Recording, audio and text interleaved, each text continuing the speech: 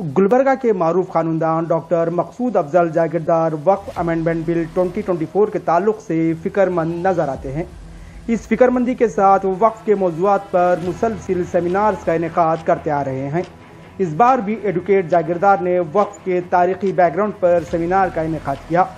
Afzal Khan memorial trust Afzalpur की जानिब से अंजुमन तरक्की उर्दू हिंद के अवान बंदा नवाज में ये दूसरा सेमिनार मुनक्किद किया गया। एडवोकेट मकसूद अफजल जागीरदार ने ही सेमिनार की सदारत की। A comparison of grants, religious endowments and waqf role of British government, waqf boards and judiciary के उन्वान से सेमिनार का इनेकाद किया गया था। सदारती खुतबे में एडवोकेट जागीरदार ने वक्फ क़वानीन की तारीख पर तफसीली रोशनी डाली। साथ ही उन्होंने मौजूदा वक्फ क़वानीन में मौजूदा खामियों को भी उजागर किया।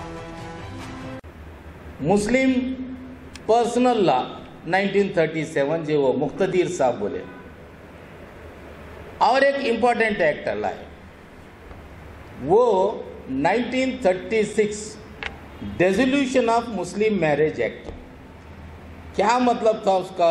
Dissolution of Muslim marriage act जब शरीयत रहने के बाद में वो क्यों लाया गया? बड़ा इम्पोर्टेंट है ये, ज़रा हम लोगों को सोचने की बात है। हमारे शरीयत में हस्बैंड को यानी शोहर को जो इख्तियार दिया गया है तलाक और खुला के लिए, वो जो है कुछ भी नहीं कर सकती बीवी बोले जैसा।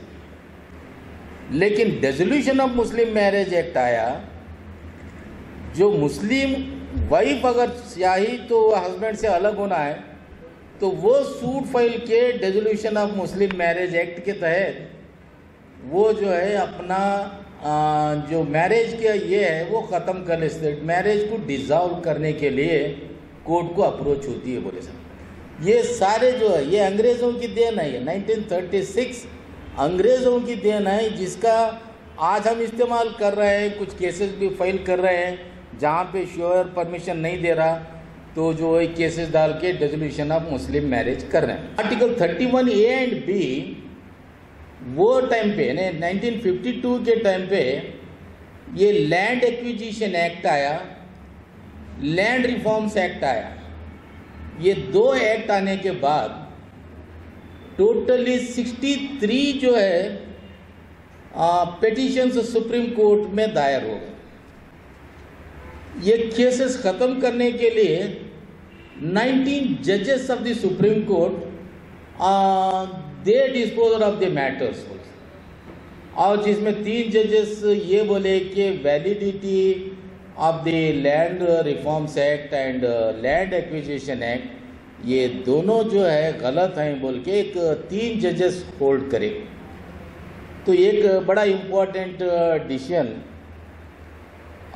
वो ज़माने में वो 1952 का ये रहा कि state of Bihar SCR 1952 state of Bihar versus Maharaja Dhir sir Kameshwar Singh of Darbhanga and others बोल के ये पहला जो डिसीजन आया। तो ये डिसीजन में एक इम्पोर्टेंट जो सब्जेक्ट को डिसाइड किया गया, उसमें ये था the right of eminent domain. Right of eminent domain का मकसद ये है कि the government can acquire the private property of any person, any ruler for the purpose of public object. No consent is required of the general public. मेरा ये कहना है कि जो वक्फ रूल्स तुम तैयार करे जिसमें प्रोटेक्शन ऑफ मॉन्यूमेंट्स का लिखा गया है, डेवलपमेंट ऑफ मॉन्यूमेंट्स में लिखा गया है, तो जैसा अगर हम सोचे कि नॉन मुस्लिम्स अगर डेवलपमेंट करना चाहे तो अपने इदारों को किस तरीके से करते हैं, तो उस कंसेप्ट में जो है हमारे वक्फ रूल्स भी बने हैं। तुम जो है सिर्फ ज़मीनात वापस दो और जो है तुम्हारे को जो भी होना है मुतवल्ली को वो हम देंगे बोल के। तो इन चीज़ों को बचाने वाला कौन है? अयाजुद्दीन साहब बोले कि गवर्नमेंट जो है अडॉप्ट करो बोल के। मैं खुद भी एप्लीकेशन दिया हूँ चांद बीबी का अडाप्ट करके मैं खुद तैयार करके दूंगा बोल के। मैं आर्कियोलॉजिस्ट भी हूँ। मैं इस मौके को बोलना चाहता हूँ कि आर्कियोलॉजिस्ट भी हूँ। कहीं की इमारतें बगैर डिग्री का आर्कियोलॉजिस्ट हूँ मैं, लेकिन मेरा तजुर्बा है उसके हिसाब से मैं चल रहा हूँ। एडवोकेट अब्दुल मुक़्तदिर ने अंग्रेज दौर हुकूमत में वक्फ क़वानीन में हुकूमत की मदाखलत पर तफसीली रोशनी डाली। खासकर वक्फ अलल औलाद को तस्लीम न करने के कलकत्ता हाई कोर्ट और प्रिवी काउंसिल के फैसले के खिलाफ मौलाना शिबली नोमानी की तहरीक को मौजूदा दौर के लिए उन्होंने एक मॉडल करार दिया। अपने खिताब में उन्होंने कहा कि मसाइल और मदाखलत तो हर दौर में रही है और मुस्तकबिल में रहेगी। ऐसे में सोचने वाली बात यह है कि उम्मत मुस्लिमा इसका मुकाबला करने के लिए क्या हिकमत अमली बनाती है। इंटरवेंशन हमेशा रहेंगे। सवाल बस ये है कि कौन मौलाना शिबली नोमानी है। एक दूसरा जो है, इंटरवेंशन का जवाब देने के लिए मौलाना शिबली है तो मौलाना शिबली जैसे लोग पैदा कहाँ से होंगे, तो दूसरा सवाल है। तो इस सवाल का जवाब एक इंडिविजुअल कभी नहीं दे सकता। ये हमेशा ये जवाब जो समाज को देना पड़ता है कि इस तरह के लोगों को कैसा पैदा किया जाए, इस तरह का माहौल कैसा बनेगा, क्या होगा क्या नहीं होगा। तो हमेशा के लिए मेरा पर्सनल मानना है कि इंटरवेंशन रहेंगे, जवाब देना असल है, या इंटरवेंशन से पहले कुछ इंटरवेंशन हम लोगों को करना है या नहीं करना, ये उस समाज की इज्तिमाई हिकमत के ऊपर मुनहसिर है। अगर समाज की इज्तिमाई हिकमत इतनी ज़्यादा नहीं है कि उसके पास इतनी बसीरत नहीं है कि आने वाले मसाइल को एंटिसिपेट करे, तो बाद में जो है डिफेंस के मामलात पे हम लोग आते हैं। तो मेरी पर्सनल मानना है कि बीट वक्फ है या सिटीजनशिप के मसाइल हो। बैनुल अक़वामी शोहरत याफ्ता आर्टिस्ट अयाजुद्दीन पटेल ने गुलबर्गा की इब्तदाई तारीख और गैर महफूज तारीखी इमारतों पर खिताब किया। अयाजुद्दीन पटेल ने शहर गुलबर्गा का नाम कलबुर्गी करने को तारीखी गलती करार दिया। उन्होंने कहा कि मुस्तनद तारीख में कहीं पर भी गुलबर्गा का नाम माजी में कलबुर्गी होने का कोई सबूत नहीं मिलता। इस ताल्लुक से कलबुर्गी नाम से कोई सिक्का भी नहीं मिलता। गुलबर्गा के तारीखी किले की तामीर राजा गुलचंद की जानिब से करने के ताल्लुक से भी उन्होंने वजाहत की कि तारीख में गुलचंद के नाम से कोई राजा ही नहीं मिलता। यह किला बहमनी दौर में ही तामीर किया गया है। ये शहर पहली इंडिपेंडेंट इस्लामिक सल्तनत का हेडक्वार्टर है गुलबर्गा। सबको यही पता है, बहमनी सल्तनत पहली इस्लामिक सल्तनत है, 1347 में अमल में आई। बाद में शहर गुलबर्गा को उसका हेडक्वार्टर बनाया गया। और बहुत सारे लोगों को पता है, बहुत सारे लोग बोलते हैं गुलबर्गा एक चालुक्य पीरियड का हेडक्वार्टर था या और दीगर कल्चुरीज का। ये कन्फ्यूजन है हिस्ट्री में। बहुत सारे लोग अलग अलग हिस्ट्री बताते। कोई बहुत सारे हमारे गैर कौम के भाई लोग राजा गुलचंद यहाँ पर ऑलरेडी यहाँ पर हुकूमत करता था, रूल करता था। ऐसा कुछ नहीं है गुलबर्गे में। गुलबर्गा एक खालिस सरजमीन है, प्योर सरजमीन है।